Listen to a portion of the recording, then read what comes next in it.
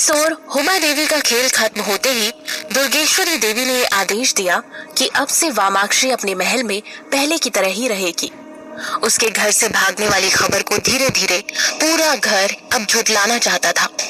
वामाक्षी ने पूर्वा से मिलने के बाद अपनी सबसे चहेती बड़ी माँ के बारे में पूछा तो उसे मालूम हुआ कि उसकी बड़ी माँ की मौत हो चुकी थी। पूरे महल में इस बात की किसी भी तरह की किसी को भनक तक नहीं लगने दी थी दुर्गेश्वरी देवी ने। वामाक्षी और उस बिल्ली ने देखा कि महल के बाहर बहुत ही गोपनीय तरीके से एक लाश अभी भी पड़ी हुई थी। ये खबर सुनकर वामाक्षी को समझ ही नहीं आया कि अब क्या करे वो। आखिरकार वो उसकी प्यारी बड़ी माँ थी। ये खबर हर कोई आराम से छुपा रहा था, पर बड़ी माँ के बेटे से ये दुख छुप नहीं पा रहा था। उसकी आंखों में आंसू हमेशा भर आते। वो बार बार आंसू पोंछता और बार बार उसकी आंखें भर आती।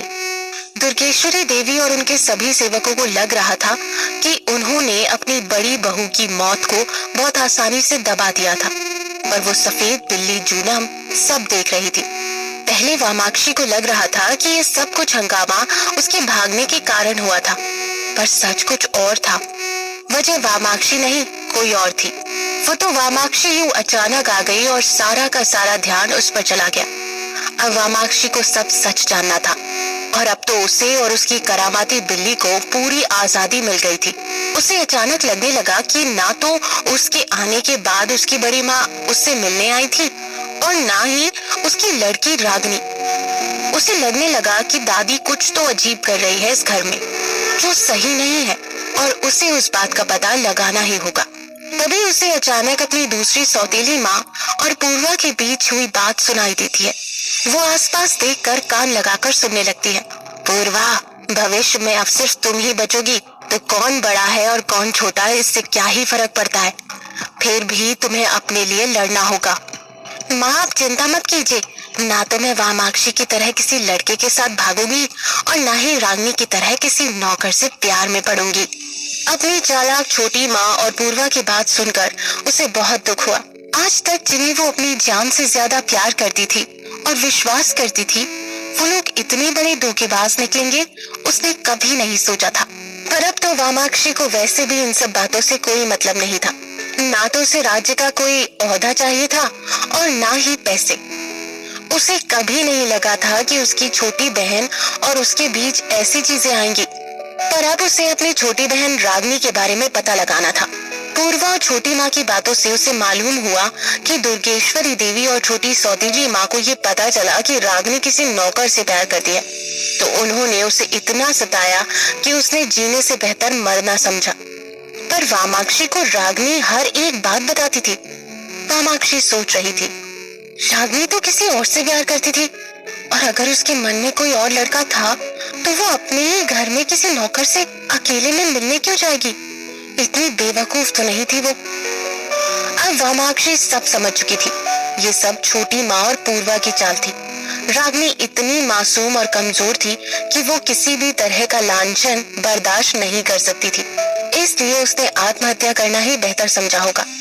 बस वामाक्षी को ये नहीं समझ आ रहा था कि इस घर की औरतें आखिर अपने ही घर की औरतों की जान लेने के लिए क्यों तुली हैं। वामाक्षी को इतना भयानक डर उस सुनसान मैदान में भी नहीं लग रहा था जितना उसे अपने ही घर में इन औरतों के बीच लगने लगा था। पर उसके पास अब उसकी ताकत थी जो उसे इन सब बुराइयों से बचाएगी। वो सिर्फ ये पता लगाना चाह रही थी कि अब उसकी सबसे छोटी और लाडली बहन को तो कुछ नहीं हुआ था ना। और उसे मालूम हुआ कि उसकी छोटी बहन की सबसे विश्वास पात्र नौकरानी को बहुत बुरी तरह से पीटा गया था, इतना कि शायद कुछ देर और मार दे तो वो दम तोड़ देती। और इस बेचारी नौकरानी को तो कुछ पता भी नहीं था कि वो क्यों पिट रही थी।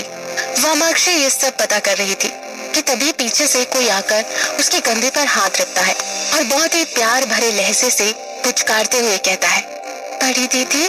ये कहते ही वो वामाक्षी के गले लगकर फूट फूट कर रोने लगी। अपनी छोटी बहन को ये रोते हुए देख वामाक्षी से भी रहा नहीं गया और वो भी भावनाओं में बह गई। नीली आंखों वाली बिल्ली दामिनी को सहलाने लगी। बड़ी दीदी, मुझे यकीन नहीं हो रहा कि आप वापस आ गई हो। एक बार तो मुझे लगा कि हमने आपको खो दिया। वामाक्षी अपनी लाडली बहन के आंसू पोंछते हुए बोली, कहां से आ रही हो तुम मेरी प्यारी बहन? दामिनी बहुत ही दुख भरे लहजे में वामाक्षी को जवाब देते हुए बोली, मैं माँ को दवाइयाँ दे रही थी कि तभी मुझे पता चला कि आप वापस आ गई हो, तो मैं दौड़ी चली आई। माँ के बारे में सुनते ही वामाक्षी बेचैन सी हो गई थी, क्योंकि आखिरी बार जब वो अपनी माँ से मिली थी तब वो बहुत बेचैन और परेशान थी और बहुत बीमार थी। माँ ठीक तो है ना? मुझे मालूम था कि यहाँ उमा देवी का मुकदमा चल रहा था, वो फिर भी नहीं आई। दामिनी को वामाक्षी का दुख समझ आ रहा था। दीदी, माँ की जैसी हालत है उस हाल में वो कहीं भी नहीं जा सकती, और जब से आप गई है तब से तो वो बहुत बीमार रहने लगी है। तो ऐसी हालत में यही ठीक होगा कि आप खुद उनसे जाकर मिले। ये कहने के बाद दामिनी उसे फिर एकटक देखने लगती है, जैसे उसे अभी भी यकीन नहीं हुआ था कि उसकी बड़ी बहन लौट आई है। ये देख वामाक्षी उसे अपने गले से लगा लेती है और कहती है, अब मैं आ गई हूँ ना, अब सब ठीक हो जाएगा। आप माँ से मिलकर आइए, तब तक मैं आपका कमरा एकदम से ठीक कर देती हूँ। बहुत दिनों से वहाँ कोई नहीं गया ना। वामाक्षी हाँ में सिर हिलाती है और दामिनी को भेजकर खुद माँ के पास चली जाती है। तभी पूर्वा उससे मिलने के लिए वहाँ आती है, पर वामाक्षी अब पूर्वा से बिल्कुल मिलना नहीं चाहती थी और ना ही उसकी शक्ल देखना चाहती थी। पूर्वा को लगा था कि वामाक्षी ऐसे लौटने के बाद शर्मिंदा और परेशान होगी और हमेशा दुखी रहेगी, पर वामाक्षी किसी भी तरह से शर्मिंदा बिल्कुल भी नहीं थी। वो पहले से ज्यादा घमंड में थी। इसके पहले ऐसा कभी नहीं हुआ था। वापस लौटने से पहले तक वामाक्षी कभी भी अपने आप से प्यार नहीं करती थी। अरकाला के इस परिवार की लड़कियां अपनी अलग खूबियों के लिए जानी जाती थी। वामाक्षी अपनी खूबसूरती के लिए और पूर्वा अपने तेज दिमाग के लिए, और अरकाला में सुंदरता से ज्यादा तेज दिमाग को महत्व दिया जाता था। और अपने तेज दिमाग के ऊपर पूर्वा को बहुत घमंड था। पर अब वामाक्षी को भी समझ आ गया था कि उसे कहाँ धरती पर रहना है और कहाँ घमंड दिखाना है। वामाक्षी का ये नया रूप देखकर पूर्वा के तो होश ही उड़ गए थे। उसे ये नहीं समझ आ रहा था कि क्या ये वही वामाक्षी है जो हमेशा डरी सहमी और चुप सी रहती थी। वामाक्षी ने पूर्वा को देखकर भी नजरअंदाज कर दिया था। तभी पूर्वा की इस बेइज्जती को उसकी माँ ने देख लिया था और उसने पूर्वा को अंदर बुला लिया। ये सब चल ही रहा था कि दामिनी अपना काम जल्दी कर अपनी बड़ी बहन के पास फिर आ गई थी और आते ही बहुत धीरे से फुसफुसाकर कहा, दीदी, क्या सुरक्षा अधिकारी के छोटे पोते के साथ आप सच में? इसके आगे दामिनी की जुबान बोल ही नहीं पाई तो वामाक्षी ने थोड़े दबे हुए गुस्से से जवाब दिया, क्या पूर्वा ने मुझ पर ही इल्जाम लगाया है? दामिनी को लगा कि अब उसकी बड़ी दीदी उससे गुस्सा हो जाएंगी, तो उसने बात को संभालते हुए कहा, अरे पूर्वा दीदी क्यों कुछ कहेंगी, और मैं आपके ऊपर क्यों इल्जाम लगाऊंगी? मुझे इल्जाम लगाना ही होता तो मैं उसके बड़े भाई बेशरम प्रियांक के ऊपर इल्जाम लगाऊंगी ना। दामिनी जब प्रियांक के लिए ऐसा कह रही थी तो वामाक्षी को अजीब सा लगा, क्योंकि दामिनी उसे दूर से थोड़ा पसंद करती थी। सो वामाक्षी ने उसे थोड़ा सा छेड़ा। पहले तो प्रियांक बहुत अच्छा लड़का हुआ करता था। दामिनी ने फट से जवाब दिया, हाँ, अच्छा लड़का तो था, पर फिर वो आपको भगा कर ले गया, इसलिए अब अच्छा नहीं लगता। वामाक्षी आज पूरे दिन में पहली बार हंसी थी। 14 साल की दामिनी अपनी भावनाएं अपनी बहन के सामने बताते से जरा भी नहीं कतराती थी। उसे अपनी बहन पर पूरा भरोसा था। वामाक्षी ने फिर उसे छेड़ने की कोशिश की, पर तू तो एक दिन कह रही थी कि वो तुझे इतना अच्छा लगता है कि अगर किसी का डर ना हो तो तू उसका चित्र बनाकर अपने कमरे में लगा लेगी। दामिनी कुछ शर्मा सी गई। वो सब बचपना था बड़ी दीदी, अब ऐसा कुछ नहीं सोचती मैं। इसके बाद वामाक्षी ने उसे बताया कि प्रियांक के साथ वो नहीं भागी थी, वो तो कुछ लोगों ने उसे अगवा कर लिया था। प्रियांक पता नहीं कैसे तेरे दिमाग के बीच में आ गया था। दामिनी को ये सच सुनकर कुछ सुकून मिला। वामाक्षी उसे पूरी कहानी तो अभी नहीं बता सकती थी, तो उसने इतना ही उसे बताया। ये कहते ही दामिनी ने फिर अपने बचपने में कहा, बड़ी दीदी, मुझे लगता है कि फिर से प्रियांक को मैं पसंद करने लगी हूँ। दामिनी की बात सुनकर वामाक्षी ज्यादा कुछ जवाब नहीं देती है। उसे अब प्रियांक की याद आने लगी थी। उसे समझ नहीं आ रहा था कि प्रियांक वापस क्यों नहीं लौटा। उसे ये भी शक था कि कहीं प्रियांक को किसने मरवा तो नहीं दिया था। क्योंकि इतने घने और काले जंगल में ऐसे सुनसान खुले मैदान में जिंदा रहना बहुत मुश्किल था। अगर वामाक्षी खुद उस मैदान में एक दिन और रहती तो शायद मर जाती। उसे ये सब याद करते हुए बहुत बेचैनी होने लगी थी, पर फिर उसे लगा कि कुछ भी करके अरकाला के लोग उसे ढूंढ ही निकालेंगे। तभी दामिनी फिर कुछ कहने को थी, पर अपनी बड़ी बहन के हाव भाव देखकर कुछ सहम जाती है, तो सहमी आवाज में कहती है, बड़ी दीदी एक बात बताऊं, वो जो आपकी सेविका थी ना पद्मा, जो आपके साथ ही रहती थी, दादी का कहना था उसने आपका अच्छे से ख्याल नहीं रखा था, जिस वजह से आप एक लड़के के साथ भाग गई थी, तो इसलिए दादी ने उसे मरवा दिया। ये खबर वामाक्षी के लिए बहुत डरावनी थी, जैसे उसने अपने कोई बचपन के दोस्त को खो दिया हो। क्योंकि पद्मा, शालू और वामाक्षी साथ में ही एक ही कमरे में पले बड़े थे। वो दोनों कहने को तो वामाक्षी की सेविकाएं थी, पर वामाक्षी के लिए दोस्तों का दर्जा रखती थी। वो तीनों जहां भी जाते थे साथ में जाते थे। वामाक्षी ने उन्हें कभी भी अपना नौकर नहीं समझा था। अपने दोस्त की ऐसी मौत कौन सोच सकता था। वामाक्षी ने तुरंत ही दामिनी से शालू के बारे में पूछा। शालू ठीक है ना? वो कहाँ है?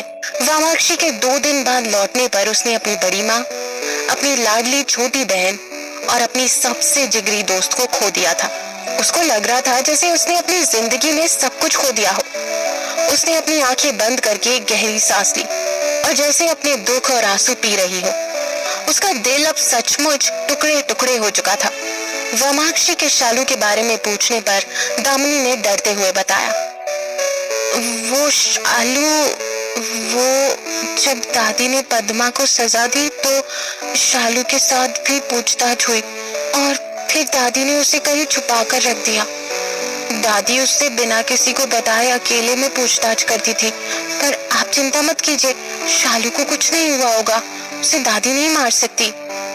वामाक्षी ने करते हुए अपना सिर हिला दिया, पर अपनी दादी की करतूतें देखकर उसका मन भर चुका था। अब वो और नहीं सह सकती थी उस डायन दादी का अत्याचार। वामाक्षी ये सोच ही रही थी कि दामिनी ने उससे कहा, बड़ी दीदी अभी माँ से मिलना ज्यादा जरूरी है, कब से बातों में ही लगे हैं हम, आप उनसे मिल लीजिए, तब तक मैं आपके लिए और माँ के लिए कुछ खाने को लेकर आती हूँ, वो भी आपका मनपसंद। ये कहकर दोनों बहनों ने एक दूसरे को मुस्कुरा कर देखा। वामाक्षी को अब खाने की कोई सुध नहीं थी। अब वो बस अपनी माँ से मिलकर अपने सारे दुख बांटना चाहती थी। वामाक्षी अपनी माँ के कमरे की तरफ निकल चुकी थी। पूरे महल में जहां जहां भी लोग उसकी झलक देखते तो कहते, अरे वो देखो, वो सचमुच लौट आई है। जैसे जैसे वामाक्षी अपनी उस बिल्ली के साथ आगे बढ़ती जाती, लोगों का जमघट भी उसके साथ आगे बढ़ने लगा। लोग उसे ऐसी नजरों से देख रहे थे जैसे वो शर्मिंदा होगी, पर उसके चेहरे पर शर्म की कोई रेखा नहीं थी। ये देख लोगों में अजीब कानाफूसी होने लगी।